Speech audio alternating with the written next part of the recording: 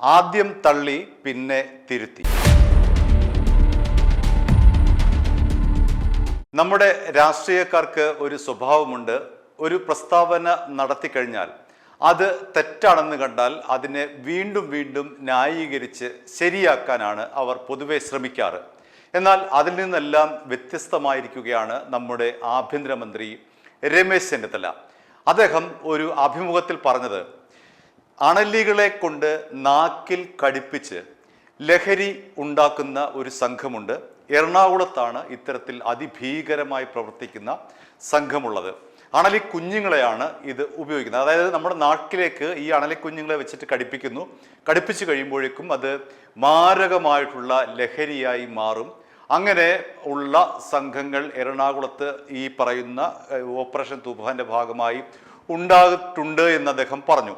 ശക്തമായ നടപടി വരുമെന്നും പറഞ്ഞു. പക്ഷേ ഇത് ശ്രദ്ധയിൽപ്പെട്ട ഡോക്ടർ ഷിംന അസീസ് ഷിംനയുടെ ഒരു FB പോസ്റ്റ് ഇട്ടു. ഷിംന അസീസ് പറയുന്നത് ഇങ്ങനെയാണ്. അദ്ദേഹം ഡോക്ടറാണ് ഷിംന അസീസ്.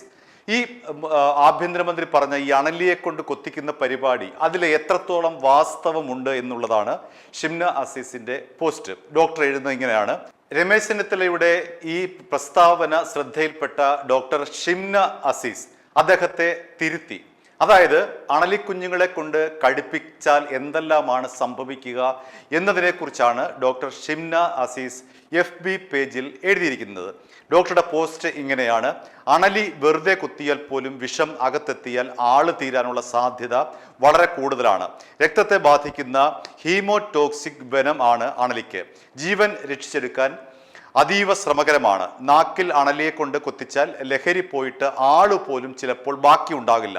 ഉത്തരവാദിത്തപ്പെട്ട ഒരു രാഷ്ട്രീയ നേതാവിന്റെ പ്രസ്താവനയുടെ ഭാഗമായതിനാൽ ശ്രീ രമേശ് ചെന്നിത്തല വളരെ ലാഘവത്തോടെ പറഞ്ഞ വൈദ്യശാസ്ത്രപരമായി തെറ്റായ കാര്യം കൂടുതൽ പോപ്പുലർ ആകാനും ആരെയെങ്കിലും ശ്രമിച്ച് നോക്കാനുമൊക്കെ സാധ്യതയുണ്ട്. ദയവ് ചെയ്ത് ഈ പരിപാടിയൊന്നും ട്രൈ ചെയ്തരുത്. രക്തത്തെ നേരിട്ട് ബാധിക്കുന്ന തരമായ അണലി വിഷം നാഡീവ്യൂഹത്തെ ബാധിക്കുന്നതല്ല. അതിനാൽ തന്നെ ലഹരി സംബന്ധമായ തോന്നലോ അനുഭവങ്ങളോ ഈ വിഷം കാരണം ഉണ്ടാവുകയുമില്ല.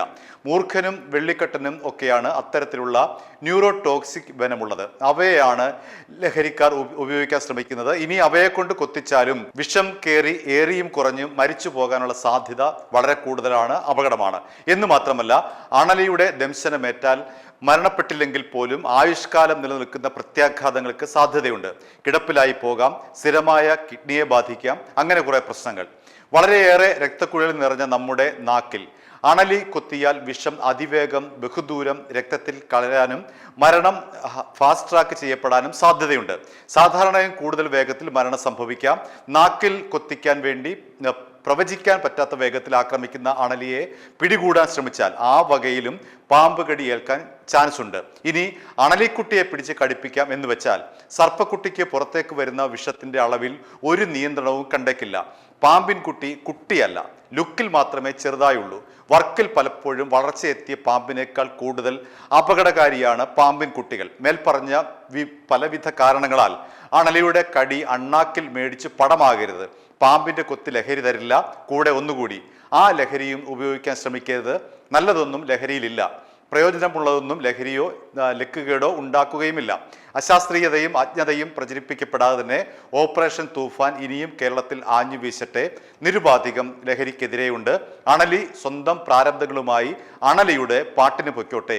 വെറുതെ ശല്യപ്പെടുത്തേണ്ട. ഡോക്ടർ ഷിംന അസീസ്. ഇതാണ് ഡോക്ടർ പങ്കുവച്ച ഒരു FB പോസ്റ്റ്. ഈ പോസ്റ്റ് രമേശ് ചെന്നിത്തല കണ്ടു, നമ്മുടെ ആഭ്യന്തരമന്ത്രി കണ്ടു. സാധാരണ നിലയിൽ ഒരു രാഷ്ട്രീയക്കാരനാണ് എങ്കിൽ ഇതിനെ എതിർത്തുകൊണ്ട് വീണ്ടും വീണ്ടും തുടക്കത്തിൽ പറഞ്ഞ പോലെ ന്യായീകരിച്ച്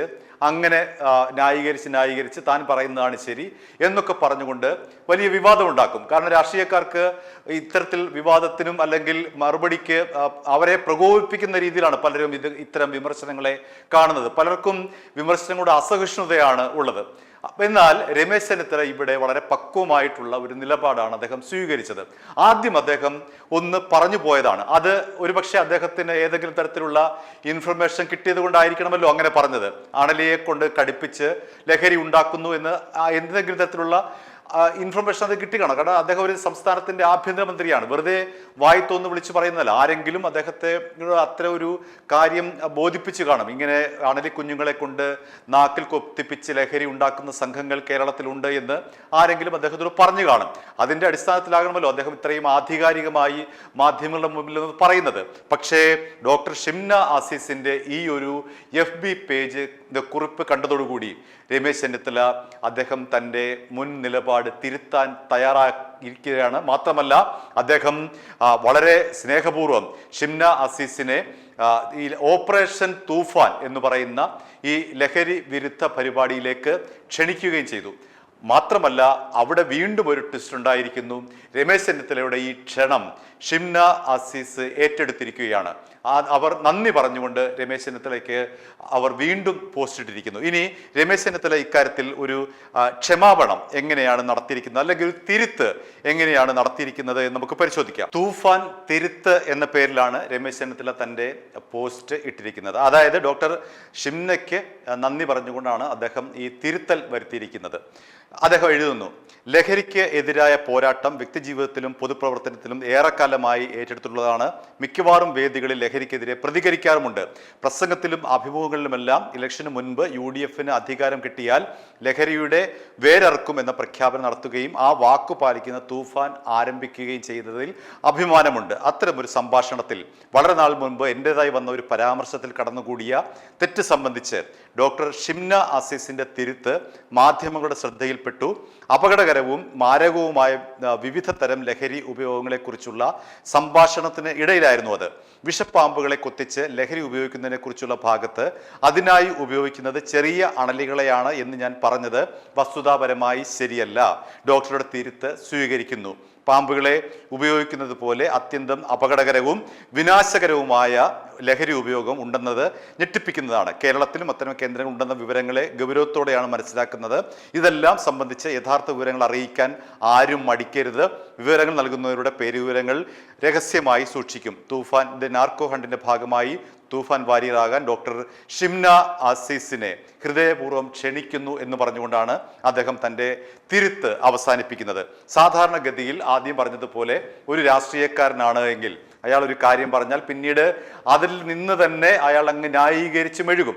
എന്നാൽ ഇവിടെ രമേശ് ചെന്നിത്തലയെ സംബന്ധിച്ച് അദ്ദേഹം വളരെ പക്വമായ ഒരു നിലപാടാണ് സ്വീകരിച്ചിരിക്കുന്നത്. ഒരു ഡോക്ടർ ഇങ്ങനെ എഴുതിയപ്പോൾ അതിൻ്റെ ഗൗരവത്തിൽ തന്നെ എടുക്കുകയും തൻ്റെ പ്രസ്താവന അപ്പാടെ തിരുത്തുകയും ചെയ്തുകൊണ്ട് രമേശ് ചെന്നിത്തല രാഷ്ട്രീയക്കാർക്ക് തന്നെ മാതൃക കാട്ടിയിരിക്കുകയാണ്. i2i News, an eye for truth. i2i news subscribe ചെയ്തിട്ടില്ലാത്തവർ ഇപ്പോൾ തന്നെ സബ്സ്ക്രൈബ് ചെയ്യുക. നോട്ടിഫിക്കേഷൻ ലഭിക്കുവാൻ ബെൽ ബട്ടണും അമർത്തുക.